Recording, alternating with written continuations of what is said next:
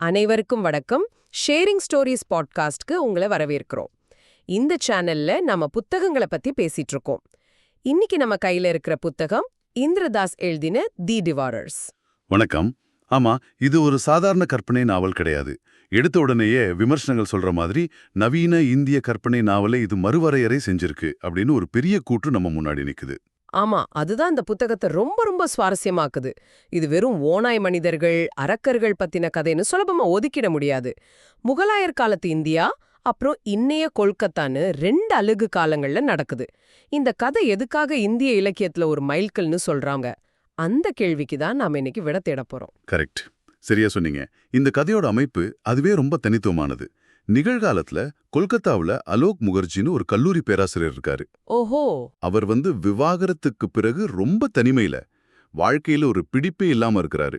அப்பதான் ஒரு மர்மமான அந்நியரை சந்திக்கிறாரு. அந்த அந்நியர் தங்கிட்ட சில பழைய சுவடிகள் இருக்குன்னு சொல்றாரு இல்லையா?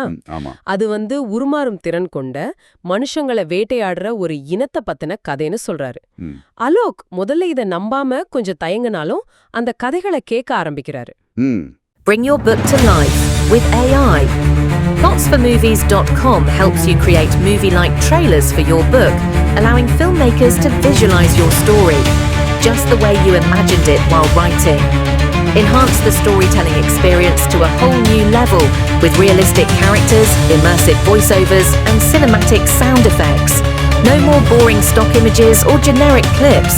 Captivate your audience, spark curiosity, make readers and filmmakers eager to explore more.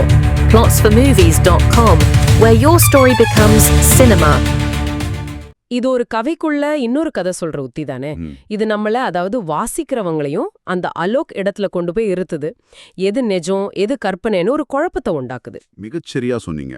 அந்த சுவடிகள் தான் நம்மள 14ஆம் நூற்றாண்டுக்கு கூட்டிட்டு போகுது. தாஜ்மஹால் கட்டிட்டு இருந்த அந்த காலத்துல மும்தாஜாபாத்னு ஒரு இடத்துக்கு. சரி. அங்க சைரான்னு ஒரு இளம்பெண். அவ ஒரு நாடோடியா பயணம் செய்யும்போது தன்னை ஒரு அரக்கன்னு சொல்லிக்கிற ஒருத்தனை சந்திக்கிறா. அந்த சந்திப்பு அவளோட வாழ்க்கைய தலைகீழா மாத்திடுது. அப்போ நிகழ்காலத்துல அலோக் ஒரு கதைய கேக்குறாரு, கடந்த காலத்துல சைரா ஒரு கதைய வாழ்றா. இந்த 2 இழைகளும் மெதுவா ஒன்னா சேருது. ஆமா, அங்கதான் கதையோட அழகே இருக்கு. இந்த கதை சொல்ற விதமே ரொம்ப வசீகரமா இருக்கு. ஆனா கதையோட மையத்துல இருக்கிறது உருமாறிகள் அல்லது ஷேப் ஷிஃப்டர்ஸ். பொதுவா ஓநாய் மனிதன் கதைனா நமக்கு லண்டன் இல்லைனா ஐரோப்பிய காடுகள் தான் ஞாபகத்துக்கு வரும். நிச்சயமா. ஆனா தாஸ் இந்த கருத்தை எடுத்து அதை இந்திய சூழலுக்கு, கொல்கத்தாவோட சந்துகளுக்கும் சுந்தரவன காடுகளுக்கும் கொண்டு வந்திருக்காரு. அதுவே ஒரு வித்தியாசமான அனுபவத்தை கொடுக்குது. இதுதான் இந்த புத்தகத்தோட முதல் பெரிய வெற்றி. பாருங்க, இது வெறும் இடத்த மாத்திர விஷயம் மட்டும் இல்ல. இந்த மேற்கத்திய அரக்கனை எடுத்து இந்திய சூழல்ல வைக்கும்போது அதோட அர்த்தமே முழுசா மாறுது. எப்படின்னு கொஞ்சம் விளக்கமா சொல்லுங்களேன். அதாவது, இங்க வர்ற உருமாறிகள் வெறும் அரக்கர்கள் கிடையாது. அவங்க ஒரு வகையில வரலாறு விழுங்கின ஒரு தொன்மையான இந்தியாவோட பிரதிநிதிகள் மாதிரி. ஓ, அப்படியா? சுவாரஸ்யமா இருக்கே.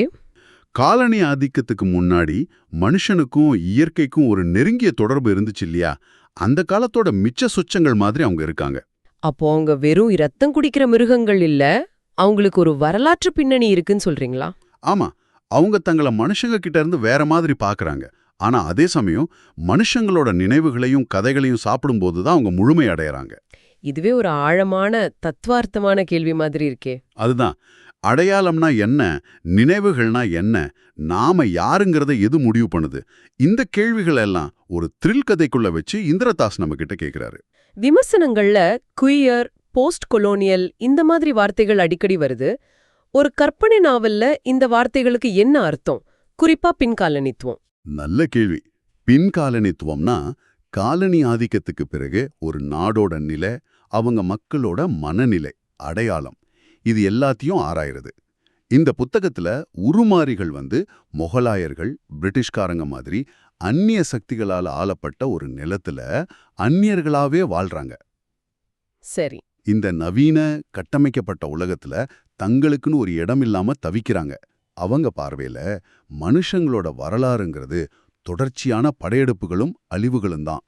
ஓஹோ. அதனால உண்மையான அரக்கன் யாரு? மனுஷனை சாப்பிடுற நாங்களா, இல்ல வரலாற்று அழிச்சு சொந்த இனத்தையே கொல்ற நீங்களா அப்படின்னு ஒரு கேள்வியை அவங்க எழுப்புறாங்க. இதுதான் அந்த பின்காலனித்துவ பார்வை. புரியுது. அப்போ குயர் அப்படிங்கிற கல்பனை எப்படி இதுக்குள்ள வருது? இங்க குயருங்கிறது நாம உருவாக்கி வச்சிருக்கிற ஆண் பெண் உறவுகள், பாலின அடையாளங்கள், இந்த மாதிரி சமூக வரையறைகளை எல்லாம் தாண்டி நிக்கிறத குறிக்குது. இந்த உருமாறிகள் மனுஷங்க இல்ல, அதனால மனுஷங்களோட விதிகள் அவங்களுக்கு பொருந்தாது. ம். அவங்களோட உறவுகள், ஆசைகள், அன்பு, பாலினம் எல்லாமே மாறிட்டே இருக்கும் ஒரு திரவ நிலையில.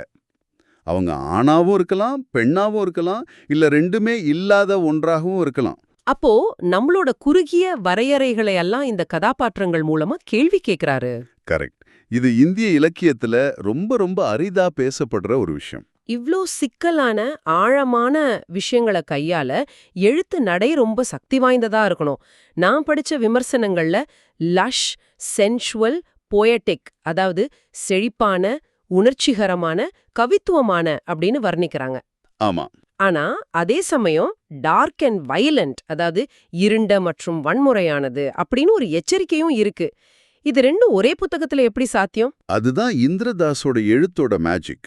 தி டெலிகிராஃப் விமர்சனம் சொல்ற மாதிரி அவரோட உரைநடை இடைவிடாம உயிருடன் துடிக்குது. அது அப்பட்டமாகவும் வலியுடன் அழகாகவும் இருக்கு. கேட்கவே ரொம்ப மாதிரி இருக்கு. ஒரு அழகான பூந்தோட்டத்துல ரத்தம் சிதறனா எப்படி இருக்குமோ அப்படி ஒரு அனுபவத்தை அவரோட எழுத்து கொடுக்கும். வன்முறையை விவரிக்கும் போது கூட அதுல ஒரு கவித்துவம், ஒரு அழகு இருக்கும். அது உங்களை முகம் சுளிக்க வைக்கும். ஆனா அதே சமயம் உங்களால புத்தகத்தை கீழே வைக்கவே முடியாது. வாசகர்களுக்கு இது ஒரு சவாலான அனுபவமா இருக்கும் போல. நிச்சயமா. ஆனா அதுதான் இதோட பலமும் கூட. இப்படி ஒரு தனித்துவமான நடையில எழுதுற அந்த எழுத்தாளரை பத்தி தெரிஞ்சுக்க ரொம்ப ஆவலா இருக்கு. இந்திரதாஸோட பின்னணி பத்தி கொஞ்சம் சொல்லுங்களேன். கண்டிப்பா. அவரோட பின்னணி ரொம்ப முக்கியமானது. அவர் கொல்கத்தாவை சேர்ந்தவர். ஆனா அவரோட எழுத்து பயிற்சி மேற்கத்திய உலகத்துல ரொம்ப புகழ்பெற்ற கிளேரியன் வெஸ்ட் பட்டறையில நடந்தது. ஓ அப்படியா? அங்க ஜார்ஜ் ஆர் மார்ட்டின், ஆமா, கேம் ஆஃப் த்ரோன்ஸ் புகழ், அப்புறம் சக் பாலனிக், ஃபைட் கிளப் புகழ், இவங்க மாதிரி ஜாம்பவான்கள் கிட்ட பயிற்சி எடுத்திருக்காரு. அடேங்கப்பா, இப்ப புரியுது. கேம் ஆஃப் த்ரோன்ஸோட அந்த இருண்ட சிக்கலான உலகமும் ஃபைட் கிளப்போட அந்த பச்சையான அப்பட்டமான எழுத்து நடையும் ஞாபகத்துக்கு வருது. சரியா பிடிச்சிட்டீங்க. அந்த ரெண்டு தாக்கங்களையும் தி டிவைரஸ்ல நம்மளால பார்க்க முடியும். அது மட்டும் இல்லாம வேற ஏதாச்சும் இருக்கு. மதிப்புமிக்க ஆக்டேவியா பட்லர் நினைவு உதவித்தொகையும் வாங்கியிருக்காரு. ஆக்டேவியா பட்லர் ஸ்பெக்குலேட்டிவ் ஃபிக்ஷன் மூலியமா ஈனம், பாலினம், அதிகாரம்னு பெரிய விஷயங்களை பத்தி பேசின ஒரு புரட்சிகரமான எழுத்தாளர். இந்த எல்லா தாக்கங்களும் சேர்ந்துதான் தி டிவைரஸ் மாதிரி ஒரு அற்புதம் உருவாகியிருக்கு. இப்ப தெளிவா புரியுது. அப்ப ஆரம்பத்துல நாம கேட்ட கேள்விக்கு வருவோம்.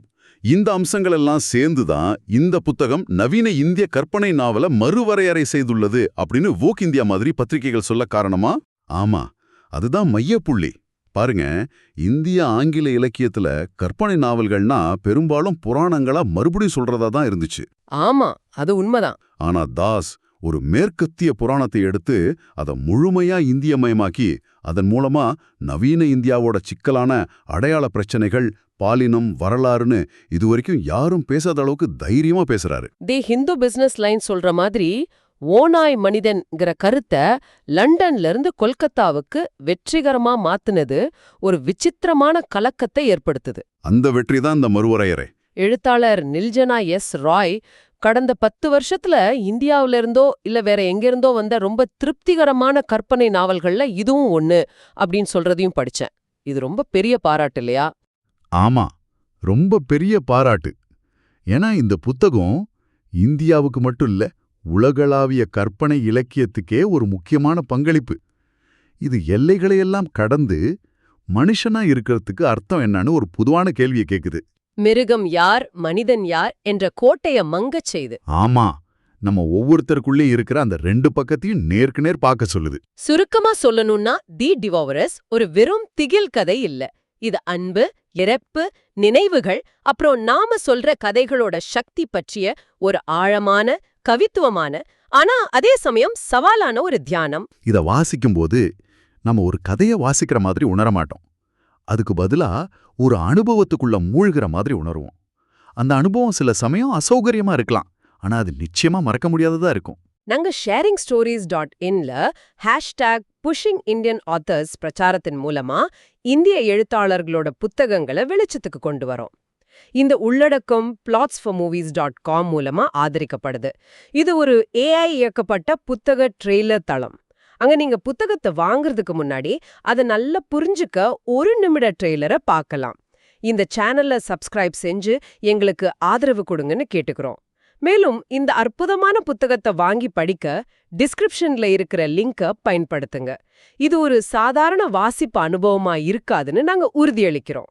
நீங்க படிச்சதுல ஒரு இந்திய எழுத்தாளர் எழுதின உங்களுக்கு பிடிச்ச புத்தகம் எதுன்னு கீழே கமெண்ட்ல சொல்லுங்க. மத்த வாசகர்களுக்கும் அது புதிய பரிந்துரைகளை கண்டுபிடிக்க உதவியா இருக்கும். இறுதியா இந்த கதையிலிருந்து ஒரு சிந்தனையோட உங்களை விட்டு செல்கிறோம். புத்தகத்துல ஒரு கதாபாத்திரம் சொல்லும், நாம் அனைவரும் மாறுகிறோம். நாம் முன்பிருந்த எல்லா மனிதர்களையும் நினைவில் வைத்திருக்கும் வரை அது பரவாயில்லை, அது நல்லது. நம்மளோட வாழ்க்கை ஒரு தொடர்ச்சியான மாற்றம் தானே. இந்த மாற்றத்தின் போது நம்மளோட பழைய சுபாவங்கள்ல, அடையாளங்கள்ல எதை நாம விழுங்கி ஜீரணிச்சுக்கிறோம், எதை நாம கைவிட்டு விடுகிறோம். சிந்திச்சு பாருங்க. மீண்டும் சந்திப்போம்.